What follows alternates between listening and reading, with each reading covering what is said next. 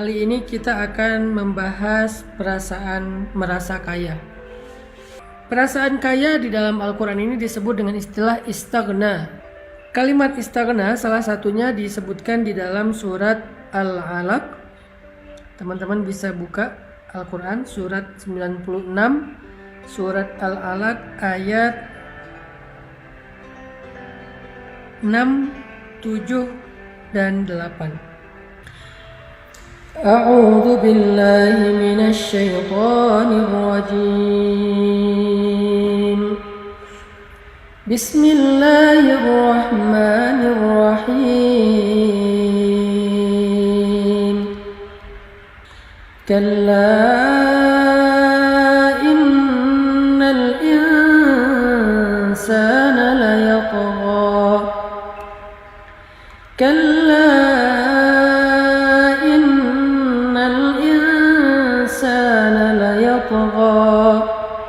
أن رآه استغنى إن إلى ربك الرجعى. Surat Al-Alaq ayat ke-6 dan ayat ke-7, 8 itu membahas tentang seorang penentang, tentang seorang laki-laki yang sangat membenci Rasulullah SAW, laki-laki yang sangat bengis, laki-laki yang sangat sering mengganggu Nabi, yaitu Abu Jahal. Abu Jahal ini sampai diturunkan ayat demikian karena saking seringnya dia mengganggu Nabi. Nah, surat Al-Alaq juga termasuk salah satu surat yang menyebutkan kecelakaan bagi seorang laki-laki yang bernama Abu Jahal dengan kalimat lanasfa'am bin nasiyah nasiyatin kadhibatin khati'ah falyad'u nadiyah sanad'u zabaniyah ayat ke-15. Nah, ini termasuk surat yang cukup keras berbicara tentang seorang laki-laki yang durhaka yang bernama Abu Jahal. Kenapa Allah sampai marah banget kepada Abu Jahal? Di dalam surat Al-Alaq sampai mengatakan lanasfa'am bin nasiyah nasiyatin kadhibatin khati'ah falyad'u nadiyah sanad'u zabaniyah. Keras banget nih ayat. Karena Abu Jahal itu adalah orang yang sangat-sangat istaghna, sombong. Dia punya alasan sendiri kenapa dia sombong. Pertama, sebelum Allah memanggilnya Abu Jahal, orang-orang Mekah memanggilnya Abu Hakam. Arti Abu Hakam itu orang yang banyak ilmu, orang yang nasihatnya didengar, orang yang panggilannya, seruannya diikuti, orang yang keberadaannya ditunggu, orang yang marahnya dihindari, orang yang hartanya dibutuhkan, orang yang jabatannya paling tinggi. Pokoknya Abu Jahal ini orang yang sangat eksis. Ilmunya banyak, wawasannya luas, hartanya berlimpah, posisinya di tengah-tengah masyarakat penting, tokoh, pintar ngomong, public speakingnya luar biasa, semua orang hormat sama dia, sehingga dia ngerasa lupa diri. Sehingga dia ngerasa besar kepala. Makanya ketika sahabatnya Abu Jahal, Akhnas bertanya kepada Abu Jahal, "Ya Abu Al-Hakam, apa pendapatmu tentang Al-Quran?" Ini pertanyaan Akhnas kepada Abu Jahal. Apa pendapatmu tentang Al-Quran yang kita dengar dari mulutnya Muhammad? Kata Abu Jahal, "Menurutku itu bukanlah syair. Menurutku itu bukanlah sihir, bukanlah mantra. Menurutku itu bukanlah dongeng-dongeng orang terdahulu.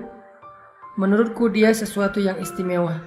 Menurutku apa yang kita dengar dari Muhammad itu sesuatu yang luar biasa, sesuatu yang istimewa, sesuatu yang gak ada dan gak mungkin datang dari bumi, pasti dari dunia yang lain." Dia gak bisa menjelaskan dari Allah karena dia gak beriman. Dia hanya mengatakan itu istimewa dan dia nggak mungkin berasal dari bumi, pasti dari dunia yang lain. Kata Abu Jahal. Akhnas takjub karena dia percaya sama keilmuan Abu Jahal. Dia percaya dengan omongan Abu Jahal yang memang punya wawasan yang sangat luas. Sehingga kalau kata Abu Jahal itu bukan kata-kata manusia, itu nggak mungkin diucapkan oleh manusia, maka pasti itu sesuatu yang luar biasa. Sehingga Akhnas bertanya kepada Abu Jahal, "Wahai Abu Al-Hakam, kalau menurutmu itu adalah kalimat yang baik, kalimat yang istimewa, lalu kenapa kita tidak ikut saja kepada Muhammad? Kenapa kita nggak ikut seruan Muhammad? Kenapa kita nggak masuk Islam?" Abu Jahal memerah wajahnya. Kemudian dia mengatakan, "Wahai Akhnas, apakah engkau ingin mengikuti Muhammad, kemudian engkau menjadi orang yang berada di belakangnya? Kemudian kabilahmu akan berada di belakang kabilahnya? Kemudian engkau tidak lagi menjadi tokoh, engkau akan ditinggalkan oleh pengikutmu?" Enggak, wahai Akhnas, enggak akan terjadi. Jadi alasan Abu Jahal enggak mau mengikut Rasulullah bukan karena enggak percaya, bukan karena enggak ngerti bahwa Al-Quran itu baik, tapi karena dia enggak rela menanggalkan posisinya. Karena dia enggak rela menjadi pengikut, karena biasanya dia diikuti. Karena dia nggak rela kaumnya, kabilahnya menjadi kabilah yang berada di belakang kabilahnya Rasulullah, yaitu Bani Hashim atau Bani Abdul Manaf. Ini adalah kesombongan. Ini adalah istighna, merasa lebih. Itu alasan kenapa Abu Jahal nggak mau beriman. Padahal dia tahu betul Muhammad itu benar, Muhammad itu jujur, tahu betul Al-Quran itu bukan kalimat dari manusia. Kesombongan. Karena kesombongan itulah dia memusuhi Rasulullah Shallallahu Alaihi Wasallam. Karena kesombongan itulah dia menentang dakwah Nabi Shallallahu Alaihi Wasallam. Istaghna. Makanya Allah berfirman, "Kalla innal insana la yatgha ar-ra'ahu istaghna." Sungguh manusia itu melampaui batas, artinya durhaka, menentang kebenaran ketika dia merasa dirinya lebih, merasa dirinya serba cukup, merasa dirinya hebat. Allah marah kepada Abu Jahal. Kenapa Allah marah kepada Abu Jahal? Karena masyair, perasaannya yang salah. Bukan karena perilakunya dulu, perilaku belakangan. Nomor satunya karena perasaannya. Apa perasaan yang dirasakan oleh Abu Jahal?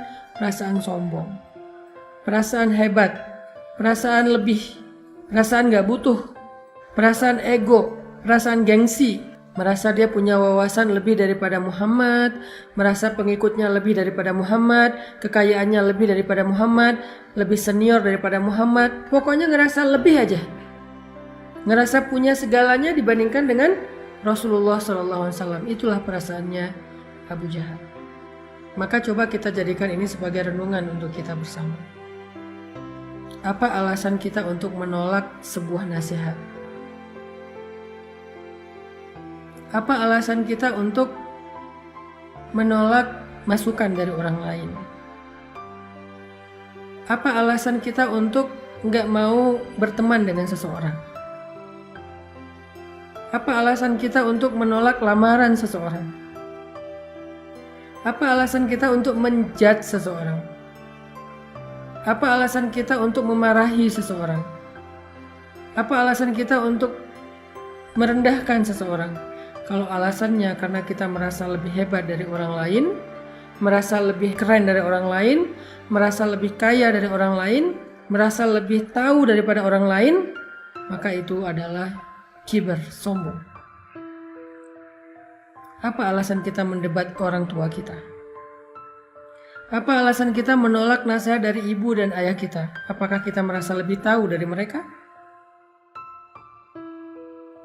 Apa alasan seorang istri nggak mau menerima nasihat dari suami? Apakah dia merasa lebih soleha karena udah lebih sering ngaji daripada suami?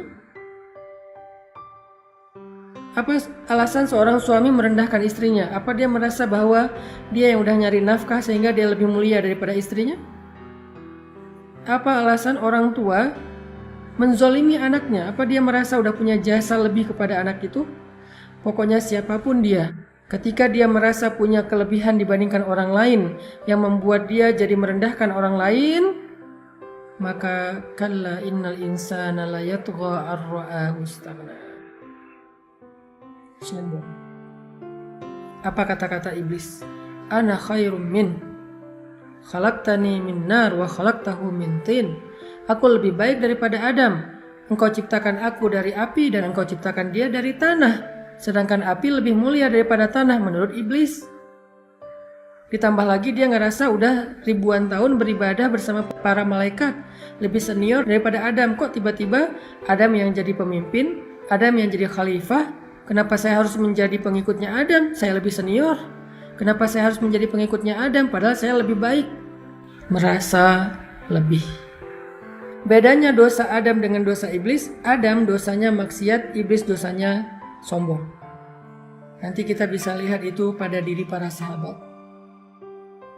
Teman-teman kalau baca sejarah sahabat, kan rata-rata sahabat yang masuk Islam itu dulunya di masa jahiliyah mereka orang-orang yang banyak dosa kan? Ada yang peminum dulunya, ada yang pezina dulunya, ada yang pembunuh dulunya, ada yang durhaka kepada orang tua dulunya. Ada banyak macam-macam dosa. Ada yang syirik juga dulunya. Umar itu dulu pernah bunuh orang. Umar itu dulu minum. Sa'ad bin Abi Waqqas dulu riba. Khalid bin Walid dulu pembunuh. Amr bin As dulu riba juga.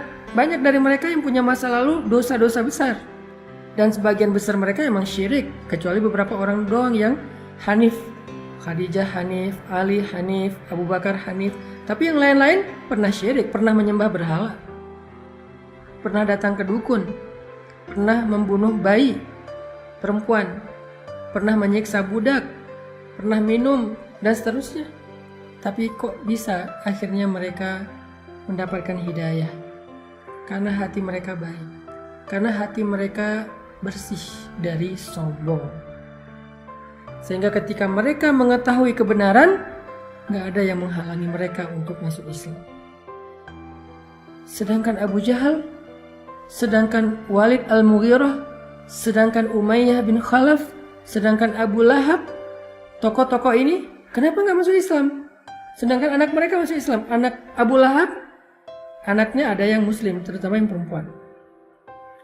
Abu Jahal, anaknya mujahid, pembela Nabi dan syahid insyaallah, namanya Ikrimah. Walid, anaknya Khalid. Umar bin Khattab, bapaknya juga kufur, anaknya menjadi seperti Umar, hebat, pembela Nabi. Kenapa anak-anaknya pada masuk Islam, dapat hidayah, sementara ayah mereka mati dalam keadaan kufur? Kenapa? Karena dosa-dosa Umar dan teman-temannya ini bukan sombong.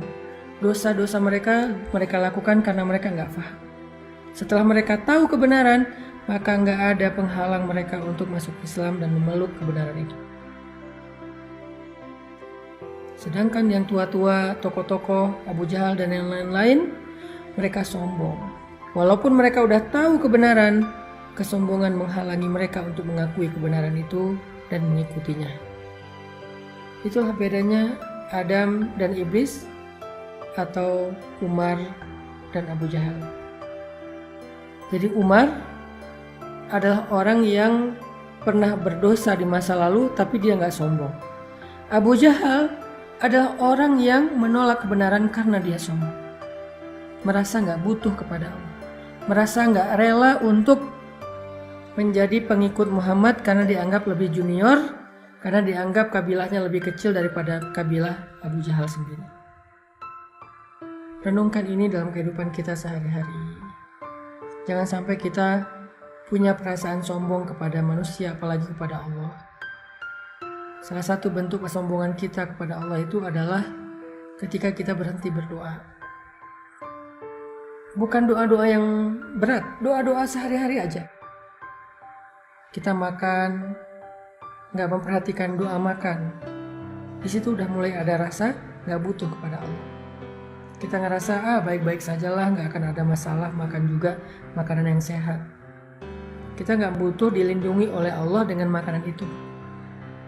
Bilang bismillahirrahmanirrahim. Kenapa? Karena kalau saya nggak bilang bismillah, berarti saya nggak minta perlindungan Allah. Nanti setan ikut makan bareng saya. Nanti kalau keselak ada masalah, nanti dalam tubuh saya makanan ini bisa jadi penyakit. Ada sombong, nggak merasa butuh lagi sama Allah. Apalagi kalau kita udah merasa punya banyak ilmu, baru juga dikasih ilmu sedikit oleh Allah tentang masalah gizi, baru dikasih ilmu sedikit oleh Allah tentang masalah bisnis, baru dikasih ilmu sedikit oleh Allah tentang masalah psikologi, udah merasa pede, nggak lagi merasa butuh sama Allah, nggak mau lagi menggunakan Al-Quran sebagai panduan hidup. Huwa a'lamu bikum idh ansha'akum minal ard wa idh antum ajinnatun fi butuni ummahatikum, kata Allah. Dia udah ngerti banget tentang kalian sejak kalian diciptakan dari tanah yaitu Adam, atau sejak kalian menjadi janin di dalam rahim ibu kalian yaitu kita. Dia tahu tentang kalian zahir dan batin, termasuk jiwa kalian. Sehingga kalau ada yang bertanya kepada kita tentang penyakit jiwa, penyakit mental, harusnya dia kembalikan kepada Allah yaitu Al-Quran. Innal insan khuliqa halu'a, idza massahu syarr jazu'a, wa idza massahul khair manu'a. Manusia itu diciptakan dalam keadaan labil, keluh kesah, bipolar. Kalau lagi manik, wah senang banget. Tapi kalau lagi down, keluh kesahnya sampai mau bunuh diri, kata Allah. Terus solusinya apa? Nah, giliran solusi, kadang kita merasa lebih tahu dari Allah, sehingga ketika diingatkan dengan ayat-ayat Allah, dengan frame agama, dengan konten-konten agama, kita merasa sombong untuk menerimanya, merasa kita lebih tahu daripada nasihat-nasihat ulama. Enggak, Allah sendiri yang bilang solusi dari bipolar, solusi dari skizofrenia, solusi dari penyakit mental amradul qulub adalah zikir. Ala bi dzikrillah tatmainnul qulub. Bukankah dengan mengingat Allah hati menjadi tenang? Udah zikir Ustadz? Belum. Ada orang yang merasa punya ilmu sains sedikit, penjelasan ilmiah tentang kejadian-kejadian semesta. Lalu ketika terjadi kejadian alam ini yang luar biasa, dia mengatakan ini fenomena alam, ini karena faktor ini, nggak mengambil hikmah tentang ini tanda-tanda dari Allah. Gerhana, oh gerhana itu secara teori begini, bukan tanda-tanda dari Allah. Ada awan, bentuknya apa? Oh bukan tanda-tanda dari Allah, ini cuman awan apa namanya misal. Laut begini, gunung begitu, bumi begini, tanah begitu, dan seterusnya. Bagus, semua penjelasan ilmiah itu penting, tetapi nggak boleh putus di situ aja. Harus dinaikin lagi satu tingkatan, yaitu tentang belajar iman. Karena kalau ilmu nggak membuat kita lebih yakin kepada Allah, itu namanya wawasan. Saya bukan bilang nggak penting mencari ilmu, penting banget. Sains itu bagus, penting. Tapi harus ada kesimpulan iman setelah kita mendapatkan penjelasan saintis. Nggak boleh kita membedahnya secara scientific, secara ilmiah, tetapi kemudian kesimpulannya ngambang, yaitu fenomena alam. Nggak boleh. Harus dikembalikan kepada Allah. Ada apa nih? Allah maunya apa nih? Apa pesan Allah di balik fenomena alam? Itu yang harus kita temukan. Itu belajar iman. Apa pesan Allah di balik fenomena alam?